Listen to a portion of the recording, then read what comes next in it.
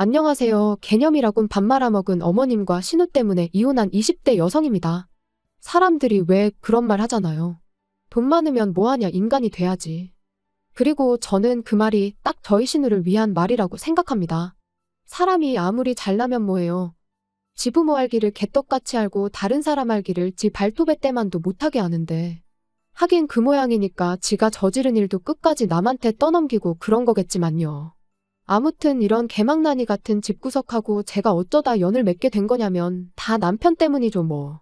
남편과 저는 떡집에서 만났어요. 저는 떡집 주인이었고 남편은 손님이었죠.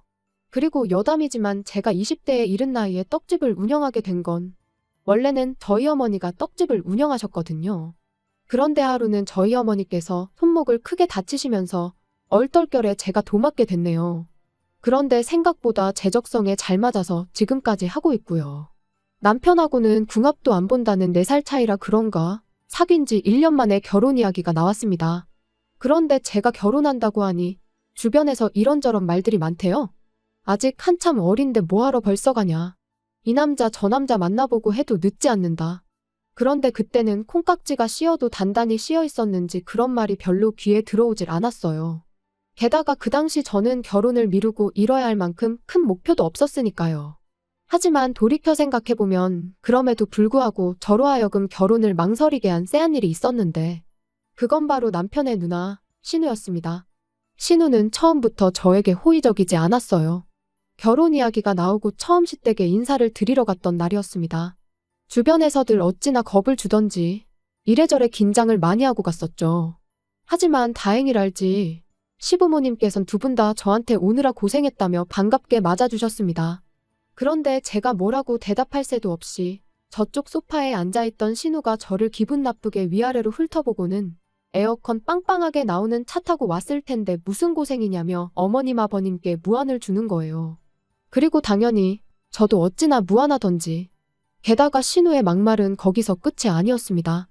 식사 후 다 같이 모여 앉아 커피를 마시며 이런저런 이야기를 나누고 있었는데 대뜸 저더러 진짜 말이 안 통한다더니 수준 차이가 이런 건가 하고는 혼자 피식 웃는 게 아니겠어요? 어이가 없었죠. 어떻게 사람을 면전에 두고 수준을 운운하나요? 물론 솔직히 말해서 신우 조건이 저에 비해 월등히 좋은 건 맞아요.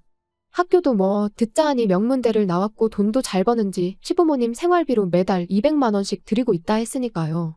하지만 그렇다고 해도 사람을 대놓고 무시해도 되는 건 아니잖아요. 신우의 비웃음을 보고선 저는 잠깐 생각을 했습니다. 그냥 넘어갈까? 아니면 나도 한마디 할까?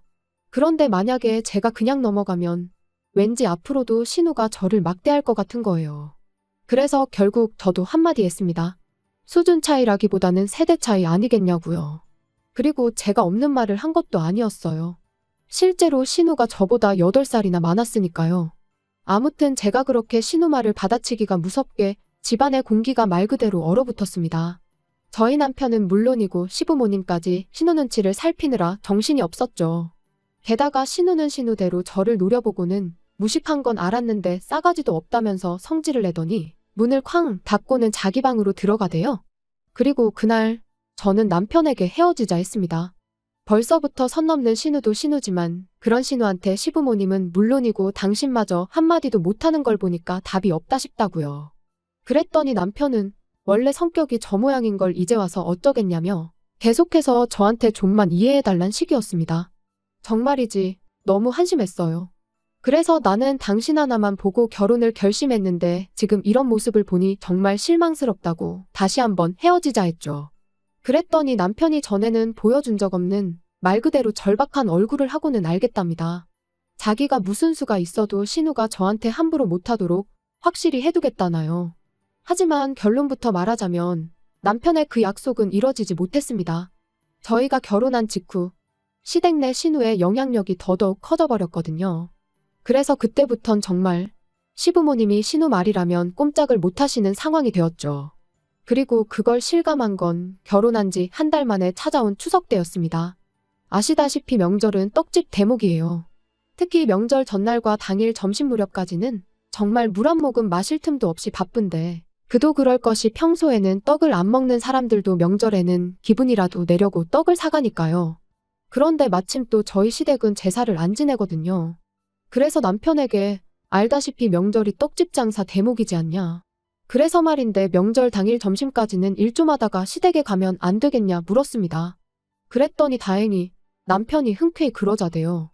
원래 시댁은 명절에 음식 같은 것도 안 한다면서요. 그래서 남편에게 하나 더 부탁을 했습니다. 당신이 어머님께 전화해서 얘기 좀 잘해달라고 말이죠. 그리고 그렇게 부탁을 한 건 제 나름대로 합당한 이유라고 생각했지만 그래도 어머님한테 미운 털 박힐까 걱정이 됐거든요. 그리고 마침내 명절 당일 그날도 새벽부터 일어나 열심히 일을 하고 있었는데 신우한테 전화가 걸려왔습니다.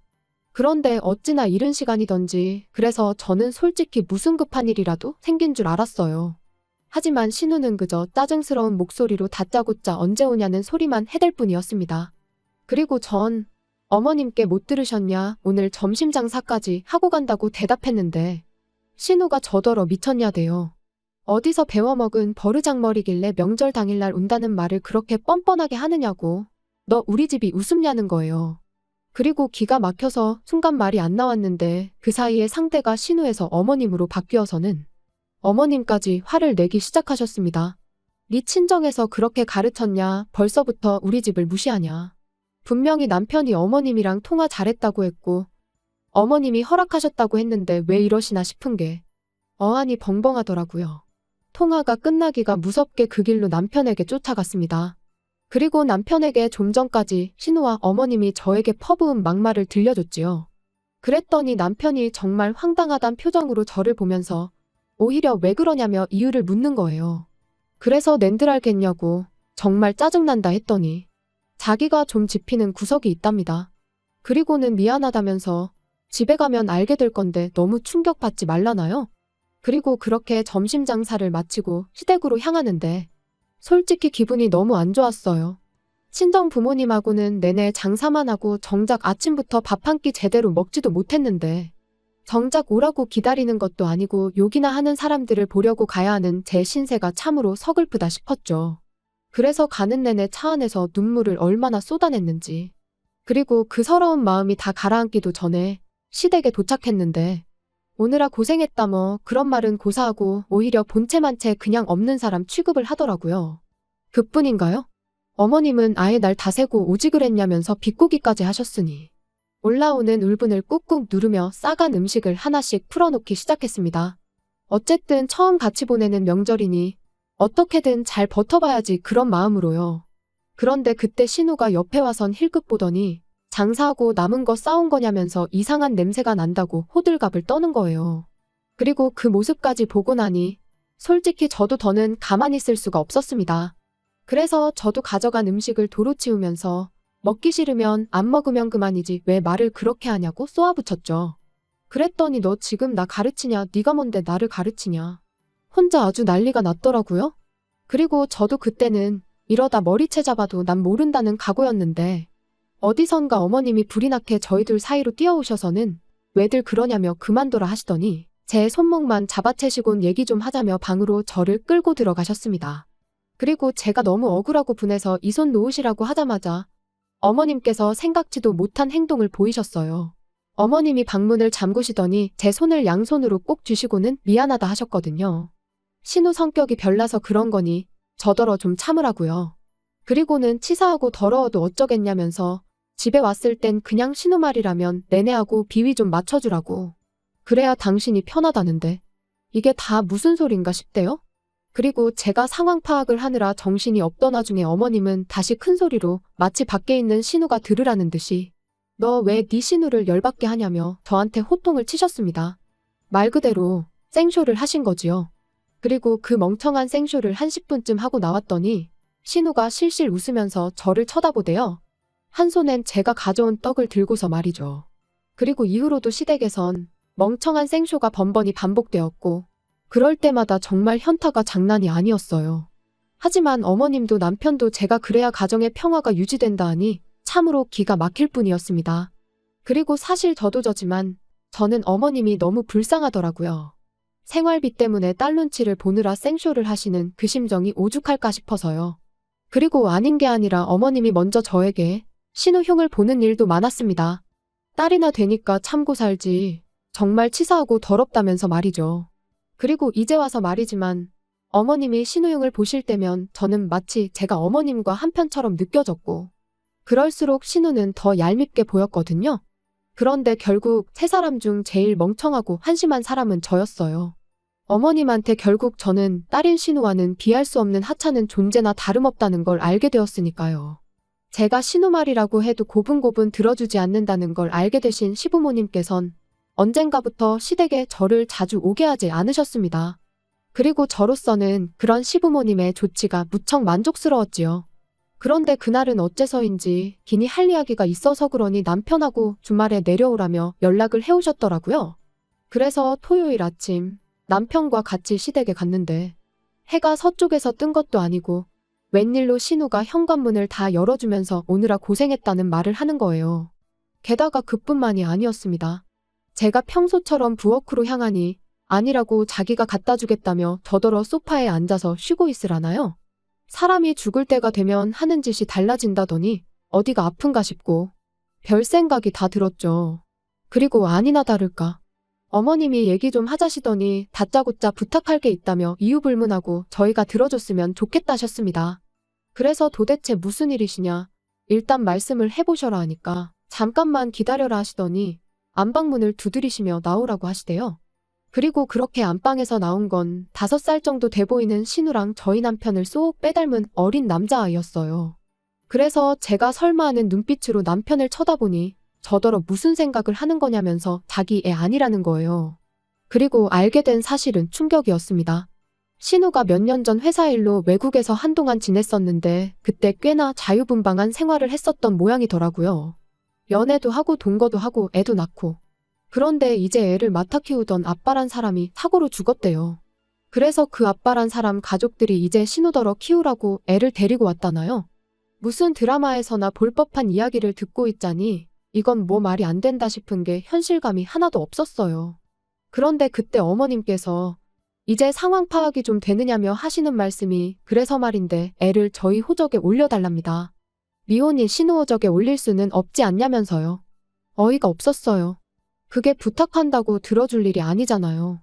그래서 당연히 고민할 것도 없이 안 된다고 했습니다. 그리고는 당신도 무슨 말이라도 해보라는 표정으로 남편을 쳐다봤는데 글쎄 이 인간이 한다는 말이 애 하나 우리 호적에 올린다고 우리가 큰 피해를 입고 그러는 건 아니지 않냐. 가족끼리 그 정도는 도와줄 수 있는 거 아니냐. 말 그대로 헛소리를 찍찍해대더라고요. 그래서 그럴 것 같으면 나랑 헤어지고 네 호적에나 올리라고 했어요.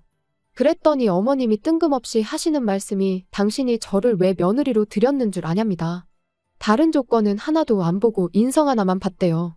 그러면서 저더러 당신 실망시키지 말라는데 어이가 없어서 누가 들으면 얼마나 차이나는 결혼 허락해 주신 줄 알겠다 받아쳤습니다. 실제로 결혼 비용을 남편이 더해온 것도 아니고 벌이로만 놓고 보면 제가 더 벌거든요. 그뿐인가요? 아마 모르긴 몰라도 다 까놓고 비교하면 부모님 재산도 저희 부모님이 훨씬 많으실걸요? 그런데 무슨 인성만 보고 며느리로 들였다는 말씀을 하시는 건지. 게다가 가뜩이나 열받아 죽겠는데 남편은 남편대로 저한테 지금 몇 사람의 인생이 걸려있다면서 부담스러운 소리나 짓거리고 있었으니 이런데도 내가 이 인간이랑 살면 나야말로 등신이다 싶더라고요. 그래서 남편한테 그러니까 나랑 이혼하고 네 호적에 올리라고 소리를 질렀습니다. 그랬더니 이제 어머님까지 너가 뭐 얼마나 대단해서 우리가 너한테 지금 절절매는 줄 아냐면서 그러래요. 이혼하라고요. 그래서 저도 뭐 뒤도 안 돌아보고 제 가방하고 차키만 챙겨서 나왔는데 남편이 불이 나게 쫓아나와서는 정말 왜 이렇게 일을 크게 만드냐면서 호적에 올리라는 거지 대신 키워주라는 것도 아닌데 너무 예민하게 굴지 말라는 거예요. 어이가 없었죠. 그래서 됐다고 너랑 더는 말 한마디도 섞고 싶지 않으니 이 손 놓으라고 했습니다. 그리고는 가서 네 누나가 싸질러 놓은 똥이나 치우면서 살라니까 지도 더는 할 말이 없는지 아무 말도 안 하고 입술만 잘근잘근 깨물더라고요. 그리고 결국 며칠 뒤 남편에게 다시 연락이 와서는 정말 이혼밖에 방법이 없겠냐대요. 자기가 그렇다고 누나랑 엄마를 버릴 수는 없지 않냐면서요. 남편다운 말이었어요. 그래서 결국 이혼했습니다. 협의 이혼이라 생각보다 일은 쉽게 진행됐지요. 그리고 뭐 남편이 나름대로 그간 자기 누나랑 엄마 때문에 제가 마음고생한 건 알고 있었다면서 미안하다더니 재산 분할할 때 양보를 좀 하더라고요. 물론 같이 산 세월도 얼마 안 되고 그래서 공동재산이랄 것도 많이 없긴 했지만요. 그리고 마지막 만났을 때 하는 말이 애는 시부모님 호적에 올리기로 했답니다. 그래서 저도 모르게 그게 정말 되냐고 물었거든요. 그랬더니 잘난지 누나가 어디서 방법을 알아왔다나요. 아무튼 그래서 이혼도 했고 지금은 떡집이래만 말 그대로 올인 중입니다. 지나간 시간을 생각하면 처음부터 결혼을 하지 말았어야 한다는 후회도 들지만 이제와 후회한들 저한테 득될 것도 없고 그래서 인생 공부했다 생각하고 정신승리 중이에요. 어떻게 마무리해야 하나 싶은데 아무튼 하루하루 또 최선을 다해 살다 보면 좋은 날이 오지 않을까요?